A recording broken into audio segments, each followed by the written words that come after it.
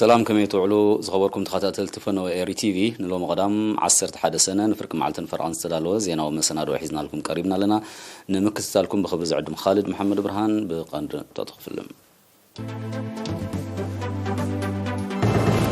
تمال بستقبر مرمراتات حانت زيغا بكورونا فيروس ملكافة خرقاقة نكلو حدد ما تفانيو بمغنيات علماء معالتي لقست دم ولا انتاو لقس دم بزل على التبابع صاوعيد قريبو بيتحفت حماد نوزو باخر كبت نحد كنسيو بمحيال قدات المنتات الموقعين تفعلهم فنزويلان إيران دبلوماسيون كتباون زمدنا نمدنفع أكثر حتى سمامعين أب أمريكا ورحقن بوت استمزقب قطبا وزغبابة أبز حلف 4 عامتات تزلع على محمد تقاليسو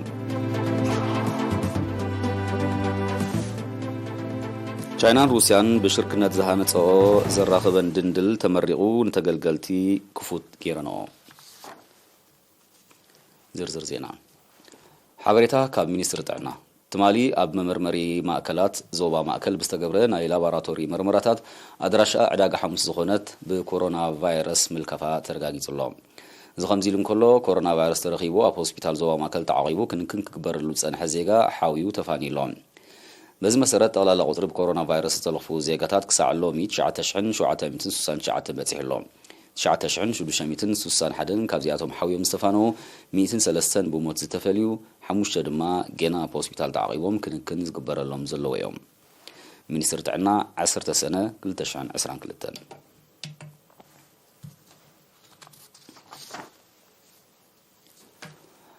بمغنيات علماء معلت لقست دم من 10 سنة معلت سماعتاتن نسومن زغتصل كنا ولنتاويان لقست دم يكادالهم وكيل إيرينا يوناتان يعبيو بملكع تبصاب نزردالو تحستو ميكيل حدكو كوروي بمغنيات 14 سنة علماء معلت لقست دم كاب 10 تكسا 18 سنة كنا ولنتاويان لقست دم يكادالهم أب هاجراو بانك دم حلافي جنفر أقولو لقست دم نرس عقبا يوهانس نيرينا بزهابا حبريتا نعلامات غنه بمبرا حبرت سب ابلك سدم بحفشا ولا انت اولك سدم ما بفلاي ابركتو كعز صويعم دخونه سب دخونه ነገር كلغس يقل اندي دم لغاس ግን ካብ አካላትካ ክፋል ለጊስካሲ ንሓደ ዝተሸገረ ሰብ ህይወት ንምድሓን ትገብረ እዩ ካብዚ ደዓቢ ልግስ የለን ካብ ደም ልጋስ ደዓቢ ልግስስ የለን ክሳራ ዝባሃልካ እየብሉን ኣብ ነፍስና ደም ስለዝሃብና ዘምጽኦ ሰዓብን ወላ ሓደ የለን ናይ ለብዘበን تاتيما ناي لبزبن كنبعلا تباهلله بعالم درجاهن بهاجر درجاهن تاتيما انت اتبللا دم لغاس سبعاوي حاليت ايو نزي قدس تغبار سعيبنا خا نصنبر راي اتبل مالتي سلازي كلنا نزيا مچرخ زيا وي كان زيا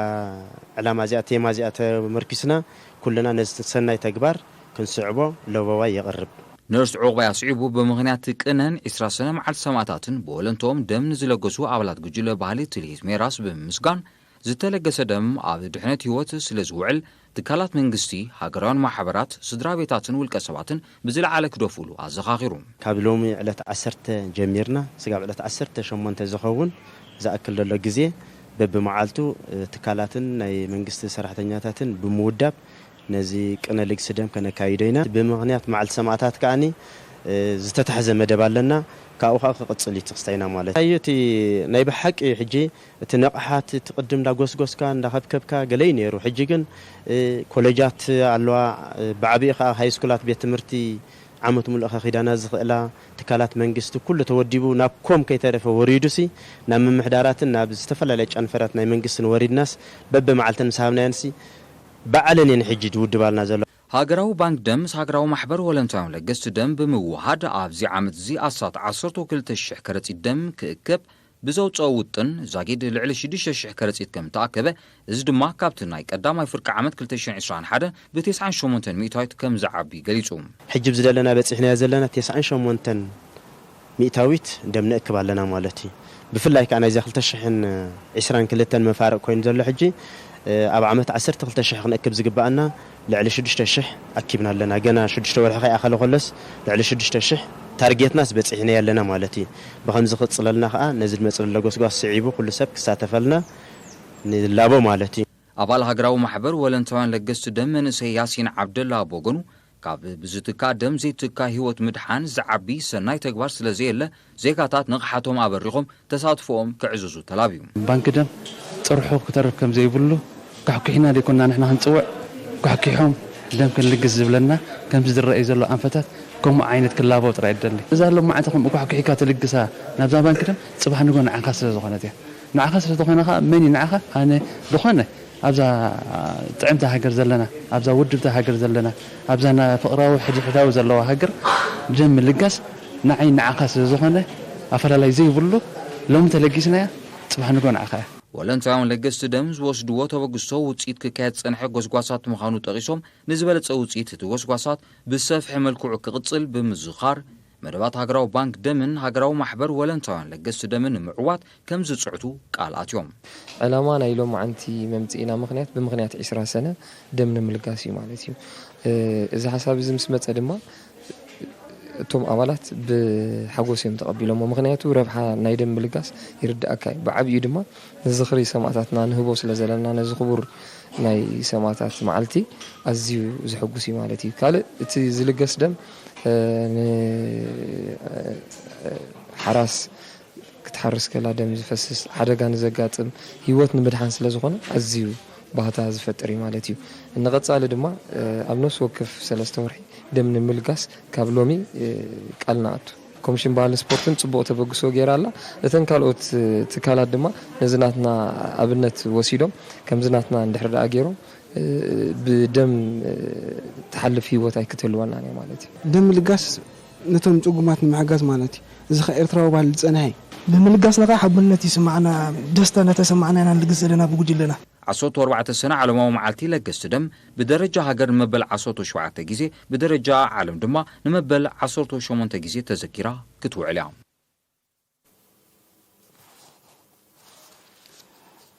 ቤት ጽሕፈት ሃማድ ኣብኑ ዞባ ኸርከበት ንቕሓት ሕብረተሰብ ሓፈሻ ናይ ደቂ ኣንስትዮ ድማ ብፍላይ ብምብራኽ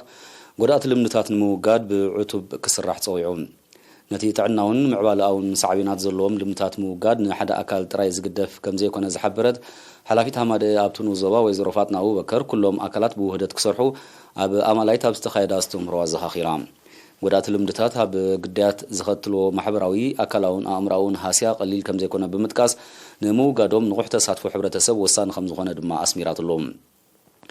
ወይዘሮ ፋጥና ኣስዒባ መርዓት ትሕቲ ዕድመ ምኽንሻብ ደቂ ኣንስትዮ መትኮሳን ካልኦትን ገና ዝቕፅሉ ዘለዎ ጎዳእቲ ልምድታት ምዃኖም ብምሕባር ናይ ስራሕ መሻርክቲ ኣካላት መንግስቲ ግቡእ ተረኦም ክትፃወቱ ኣዘኻኺራ ኣምሓዳር ዞባ ከርከበት ኣቶ ዓብዱልከሪም ኢድሪስ ብግዲኡ ንደቂ ኣንስትዮ ካብ ሃሰይቲ ልምድታት ናፃ ብምግባር ኩሉ መዳያዊ ተሳታፍነተን ምሕያል ኣካል መደባት ህንፀት ሃገር ከም ዝኾነ ብምግላጽ ኣብ ምብራኽ ንቕሓት ዘተኮረ ቀጻሊ ስራሕ ከም ዘድሊ ኣረድዮም ተሳተፍቲ ብወገኖም እቲ ዝካየድ ዘሎ ጎስቋሳት ንረብሖም ምዃኑ ብምግንዛብ ጎኑ ማሕበር ቁጠባዊ መነባብሮ ደቂ ኣንስትዮ ዝመሓየሸሉ ባይታ ንምፍጣር ስልጠናታት ክውደብ ተላብዮም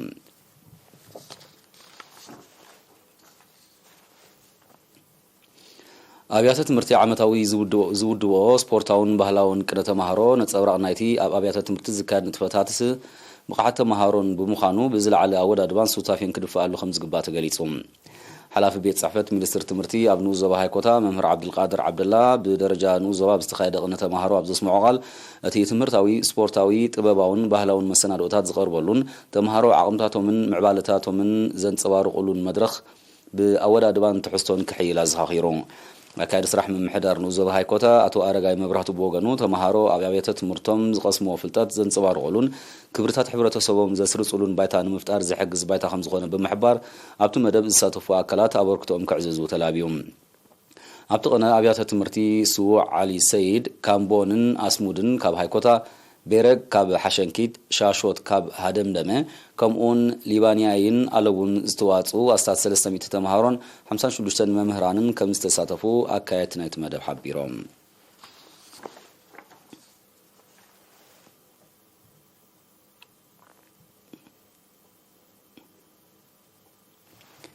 ኣብ ደቡብ ሱዳን ሕቡራት ሃገራት ኣሜሪካን ጀርመንን ዝነብሩ ኤርትራውያን ንመናበይ ስድራ ስውኣት ዝውዕል $27780 ከምኡውን ልዕሊ 4000 ዩሮን ልዕሊ 57000 ናቕፋን ሓገዝ ገይሮም ብመሰረት ሓበሬታ ሚኒስትሪ ዕዮን ማሕበራዊ ድሕነትን ነበርቲ ደቡብ ሱዳን $14300 7 ኣባላት ዘለዋ ማሕበር ደቂ ስውኣት ተቐማጦ ግሪንላንድ ማሕበር ተቐማጦ ግራንድ ራፒድስ ሚቺጋን ሕቡራት መንግስታት ኣሜሪካ $13,400 10 ኤርትራውያን ነበርቲ ማንሃይምን ጀርመን 4,200 ዩሮ ከምኡውን ማሕበረኮም ኤርትራውያን ኣብ ማንሃይምን ከባቢኣን ጀርመን 57,650 ናዕፋ ንመናበይ ስድራ ስዋት ዘበርከትዎ እዩ ብኻልእ ወገን ሰራሕተኛታት ቤት ጽሕፈት ምምሕዳር ንዞባ ድባርዋ 50,000 ናዕፋ ብምውፃእ 4 ከብቲ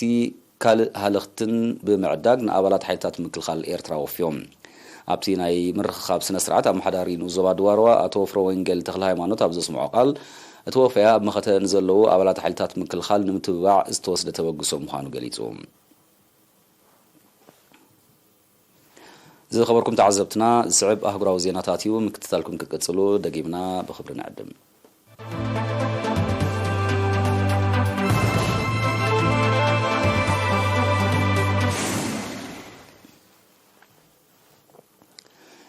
ቬንዙዌላን ኢራንን ዲፕሎማሲያውን ቁጠባውን ዝምድነአን ንምድንፋዕ ክሰርሓ ተሰማሚዐን ተን ሃገራት ኣብ ስምምዕ እዚ ዝበፅሓ ፕሬዚደንት ኒኮላስ ማዱሮ ትማል 10 ሰነ ኣብ ከተማ ቴሄራን ምስ ላዕለዎት ሰብ መዝተ ሃገር ኣብ ዘካየዶ ርክብ እዩ ቬንዙዌላን ኢራንን ኣብ 2020 ክልታዊ ዝምድነአን ንምድልዳል ብሓፈሻ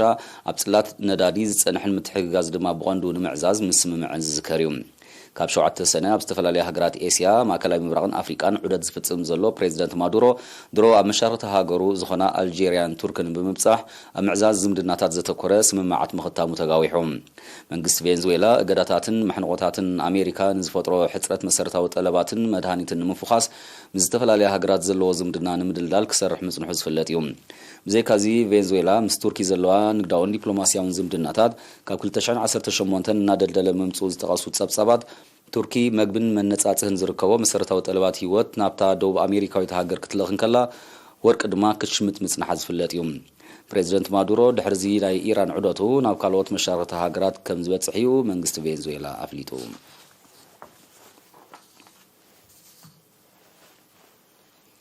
ኣብ ሕቡራት መንግስታት ኣሜሪካ ኣብ ዝሓለፈ ወርሒ ግንቦት ዝተመዝገበ ዋጋ ሃለኽቲ ነገራት ምስ ተመሳሳሊ እዋን ናይ ዝሓለፈ ዓመት ክነጻጸር እንከሎ ብ8.6 ሚእታዊት ክብ ከም ዝበለ እዚ ድማ ኣብ ዝሓለፈ 40 ዓመታት እቲ ዝለዓለ ምዃኑ ወግዓውያን ስታቲስቲካዊ ጸብጻባት ኣፍሊጦም ቁጠባዊ ዝቕባበ 8.3 ሚእታዊት ምንባሩ ዝተቐሱቶም ጸብጻባት ዋጋ ነዳዲ መግቢ ክራይ ኣባይትን መጓዓዝያ ነፈርትን ኣዝዩ ከም ዝነሃረ ገሊጾም ነዚ ኣብ ዕለታዊ መነባብሮ ዜጋታት ከቢድ ተጽዕኖ ፈጢሩ ዘሎ ወሰኽ መንግስቲ ኣሜሪካ መፍትሒ ከናድየሉ ዝግበረሉ ጸቕጢ ሓይሉ ከም ዘሎ እቶም ጸብጻባት ብተወሳኺ ሓቢሮም ማእከላይ ባንክ ኣሜሪካ ነቲ ልዑል መጠን ዝቕባበ ንምፍኻስ ኣብ ዝሓለፈ ወርሒ መጋቢት ኣብ ወለድ ዝገበሮ ወሰኽ ነቲ ቁጠባዊ ሽግራት ከቃልሎ ትጽቢት ተገይሩ ጸኒሑ እንተኾነ ግን ኩናት ዩክሬንን ሃገራት ምዕራብ ኣብ ልዕሊ ሩስያ ዝወስድኦ በይናዊ እገዳታትን ንዋጋ ነዳዲ ክብረ ወሰን ናብ ዝሓዘ ደረጃ ብምዕራግ ካብ ሩስያን ዩክሬንን ዝግበር ሰደድ ኣካል ከም ዝዓንቀጾ መንግስቲ ኣሜሪካ ነቲ ቁጠባዊ ሽግራት ንምፍታሕ ዝወስዶ ዘሎ ስጉምቲ ከም ዝዓንቀጾ ተንተንቲ ህልው ኩነታት ይሕብሩ ብስናይ ወርሒ ግንቦት 2021 ክነጻጸር እንከሎ ኣብ ሕቡራት መንግስታት ኣሜሪካ ዋጋ ምግብን ካልኦት ሃለኽትን ብ10 ሚእታዊት ዋጋ ነዳዲ ድማ ብ34 ሚእታዊት ዛይድሎም ፕሬዚደንት ጆ ባይደንን ላዕለዎት ሰብ መዝተ ሃገርን ዋጋ ሃለኽቲ ነገራት ንምጉዳል ዝውሰድ ስጉምቲ ክቀላጠፍን ክሕይልን ምዃኑ እኳ ይገልጹ እንተለዉ ዛጊት ዝመጸ ለውጢ ዘይምህላው ኣብ ዜጋታት ሃገር ሻቅሎት ፈጢሩሎም መንግስቲ ኣሜሪካ ተኸሲቱን ዘሎ ሕጽረታት ንምምላእ ፍርያት ካልኦት ሃገራት ንምእታው ምውሳኑ ይዝከር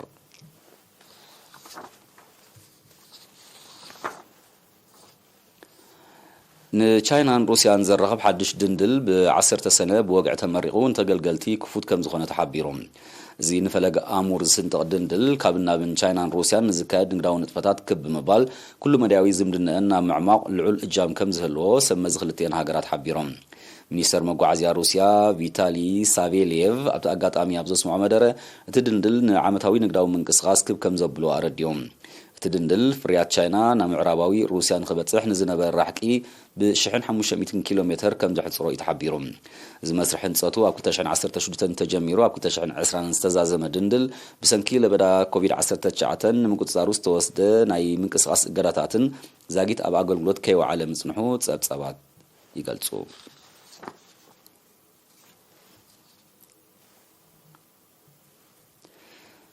ዲሞክራሲያዊት ሪፓብሊክ ኮንጎን ሩዋንዳን ብመጥቃዕቲ ሮኬታት ንሓድሕደን ይካሰስ ኣለዋ መንግስቲ ኮንጎ ትማል 10 ሰነ ኣብ ዘውፅኦ መግለጺ ሩዋንዳ ናብ ውሽጢ ኢዶባቱ ብዝፈጸመቶ መጥቃዕቲ ሰብአዊ ክሳራታት ከም ዝወረደ ሓቢሮም መንግስቲ ሩዋንዳ በአንጻሩ ነዚ በኮንጎ ዝቀረበሉ ክስ ብምንጻግ ሰራዊት መንግስቲ ኮንጎ ናብ ውሽጢ ደባቱ ዘካይዶ ዘሎ መጥቃዕታት ሮኬት ከቋርጾ ጸዊዕሎም እዚ ሓድሽ ምዕባለታት እዚ ዝኽሰት ዘሎ ኣብ ምብራቃዊ ወሰናስን ሃገሩ አንጻር ዕጡቕ ሓይሊ M23 ዘካይዶ መጥቃዕታት ኣሓይልዎ ከም ዘሎ ዝሕብር መንግስቲ ኮንጎ ሩዋንዳ ነቲ ዕጡቕ ጉጅለ ንምድጋፍ ኣማኢት ፍሉያት ሓይልታት ናብ ምብራቃዊ ክፋል ሃገሩ ከም ዝለኣኸት ኣብ ዝጥቀሰሉ ዘሎ እዋን እዩ መንግስቲ ሩዋንዳ ኣብ ኮንጎ ጸጥታዊ ጸገማት ክፍጠር ባህጊ ይኹን መደብ ከም ዘይብሉ ብምሕባር ንኽሲ መንግስቲ ኮንጎ ነጺግዎሎም ካብ ዝሓለፈ ወርሒ ግንቦት ኣብ መንጎ ሰራዊት ዲሞክራሲያዊት ሪፓብሊክ ኮንጎን M23 ብዝብል ስም ዝፍለጥ ዕጡቕ ጉጅለን ብዝተወልዐ መጥቃዕቲ ብዝተወልዐ ዕጥቃዊ ግጭት ኣስታት 100,000 ሰባት ከም ዝተመዛበሉ ጸብጻባት ይረዱ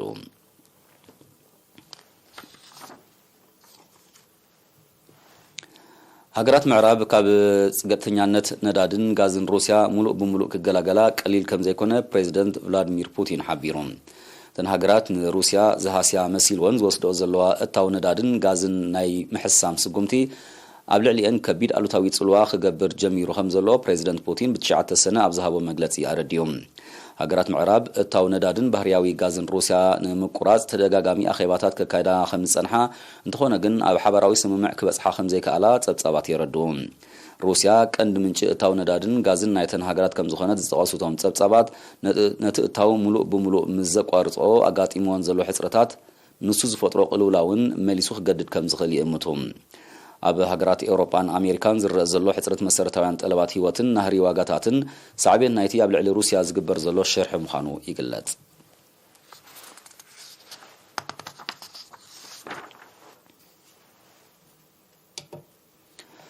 መንግስቲ ኒካራጓ ሰራዊት ሩስያ ኣብ መሬቱ ክዕስክር ከም ዘፍቀደ ሓቢሮም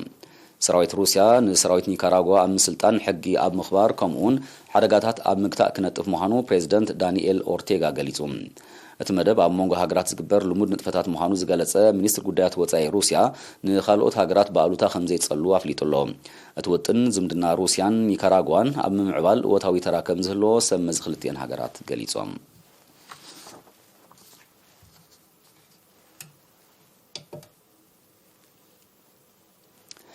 እስራኤል ማሪ 10 ሰነ ብዘካየደቶ ንከተማ ዴማስቆ ዕላማ ብዝገበረ መጥቃዕቲ ሚሳይል ኣህጉራዊ ማዕርፎ ነፈርቲ ናይታ ከተማ ስርሑ ኣቋሪጹ ከም ዝወዓለ ተቃሊሖም በቲ መጥቃዕቲ ኣብ ገለ ክፋልቲ ማዕርፎ ነፈርቲ ዕንወት ከም ዝወረደን ማዕከናት ዜና ሶርያ ኣፍሊጠን ዘለዋ ይኹን እምበር ብሰንኪ ፍጻሜ ኣብ ልዕሊ ህይወት ሰብ ብዛዕባ ዝወረደ ጉድኣት ዝገልጽ ዝርዝራዊ ሓበሬታ ዛጊት የለን እስራኤል ኣብ ልዕሊ ዕላማታት ሶርያ መጥቃዕታት ሚሳይል ከተካይድ ናይ ፈለማ ከም ዘይኮነ ዝጠቕሱ ጸብጻባት ብሰንኩ ሰብኣውን ንዋታውን ክሳራታት ክወርድ ምጽንሑ የረድዎም እቲ መጥቃዕቲ ብሰንኪ ግዳማዊ ምትእትታው ካብ 2011 ኣብ ሶርያ ተፈጢሩ ንዘሎ ጸጥታዊ ቅልውላው መሊሱ የጋድዶ ከም ዘሎ እዮም ምስቲ ኩነታት ቅርበት ዘለዎም ወገናት ዝጠቕሱ ብሰንኪ ቅልውላው ኣስታት 500,000 ሰባት ክቕተሉ እንከለዉ ሚልዮናት ድማ ተሰዲዶም ኣለዉ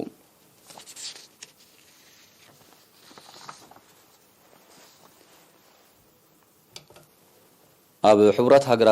ሕቡራት መንግስታት ኣሜሪካ ብሕታዊ ዋንነት ብረት ብዝጠንቁ መጥቃዕታት ዝወርድ ሰብኣውን ጸጥታውን ክሳራታት ከም ዝዓረገ ጸብጻባት ሓቢሮም እዚ ዝተገልጸ ብረት ዝዓጠቐ መንእሰይ ብ9 ሰነ ኣብ ክፍለ ሃገር ሜሪላንድ ኣብ ዝርከብ ፋብሪካ ብዘካየዶ መጥቃዕቲ 3 ሰራሕተኛታት ድሕሪ ምቕታሎም እዮም በቲ መጥቃዕቲ ካልኦት 4 ሰባት ከም ዝቆሰሉን ሰብ መዚ ጸጥታ ክፍለ ሃገር ሜሪላንድ ገሊጾም ኣለዎም ነቲ መጥቃዕቲ ዝፈጸመ ወዲ 23 ዓመት መንእሰይ ብሓይልታት ጸጥታ ብዝተተኮሰ ጥይት ቆሲሉ ኣብ ትሕቲ ሕክምና ተዓቂቡ ከም ዘሎ ተፈሊጡ ኣብ ዝሓለፈ ወርሒ ግንቦት ኣብ ክፍለ ሃገር ቴክሳስ ብዝተፈጸመ መጥቃዕቲ ፎኪስ ብረት 19 ተምሃሮን 2 መምህራንን ከም ዝተቐትሉ ይዝከር ኣብ ኣሜሪካ ኣብዚ ዓመት ዝጥራይ ልዕሊ 200 መጥቃዕታት ፎኪስ ብረት ከም ዝተፈጸመ ብሰንኩ ድማ ልዕሊ 140 ሰባት ከም ዝተቐትሉ ጸብጻባት ይጠቕሱ